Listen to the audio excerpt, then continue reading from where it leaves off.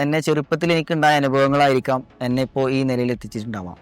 എൻ്റെ ആഗ്രഹം എന്ന് പറഞ്ഞാൽ വലിയ ആഗ്രഹങ്ങളായിരുന്നു. അത് ഷൂസ് ആയിക്കോട്ടെ ഒക്കെ ബ്രാൻഡഡ് ഡ്രസ്സിനോടുള്ളൊരു ഇതായിരുന്നു. അതിൻ്റെ കൂടെ തന്നെ എനിക്ക് ചെറുപ്പത്തിൽ കുറേ അവോയ്ഡിങ് അനുഭവിച്ചിട്ടുണ്ടായിരുന്നു. പല്ലൊക്കെ പൊന്തിയിട്ട് വേറൊരു ടൈപ്പ് ഒരു മെലിഞ്ഞിട്ടൊരു മനുഷ്യനായിരുന്നു. അപ്പോൾ എല്ലാവരും ഒരു അവോയ്ഡിങ് ആ ടൈമിനൊക്കെ ഉണ്ടായിരുന്നു. ആ ഒരു കളിയാക്കലും ഒക്കെ കൂടെ എനിക്കൊരു മനസ്സിലൊരു ട്രാൻസ്ഫോർമേഷൻ വേണമെന്നുള്ളൊരു ഇതുണ്ടായി.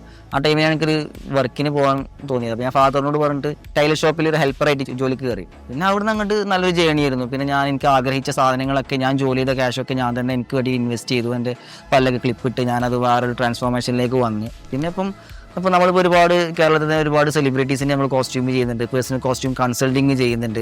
അതുപോലെ ഒരുപാട് സെലിബ്രിറ്റീസിൻ്റെ വെഡ്ഡിങ് ചെയ്തിട്ടുണ്ട് നമ്മൾ. അതുപോലെ ഇപ്പം യൂട്യൂബേഴ്സിൻ്റെ കുറേ സംഭവങ്ങൾ നമ്മൾ ചെയ്യുന്നുണ്ട്. പേഴ്സണൽ കൺസൾട്ടിങ് നമ്മൾ കുറേ ചെയ്യുന്നുണ്ട്. ചില 12ഓളം ഡിസൈനേഴ്സ് ഷോ ഞാൻ ചെയ്തിട്ടുണ്ട്.